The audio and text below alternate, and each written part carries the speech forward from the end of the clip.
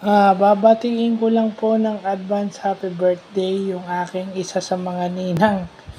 Ah, na isa lang, dalawa lang sa mga ninang na natatandaan ko at kilala ko. Okay, kasi konti lang sa mga ninang ko naalala ko. Ito yung isa sa naalala ko. At ito parang gustong gusto kong gayahin kasi napaka-positive niya sa buhay. So, advance happy birthday to Ninang Malu Malyari sa April 11. No? Nang nauna na po akong bumati kasi baka makalimutan ko pa. Tsaka alam ko marami na rin kayong ginagawa. So, if ever magbukas kayo ng Facebook at nag-notify na mabasa nyo to, at least nauna na ako.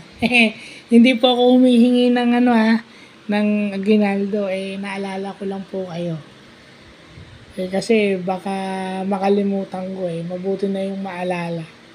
Kasi mabuti na yung nakakaalala ka sa mga importanteng tao sa buhay. Kumbaga yung mga ninong at ninang second parents yun. So as a sign of respect, kailangan mo silang batiin ng happy birthday. Not for dahil magbibigay ng regalo or what. Yun lang, gusto ko lang batiin. Kaya nag-video kasi mahirap mag-type Alam niyo naman pong may diferensya yung kamay ko. So, more birthdays to come po and God bless.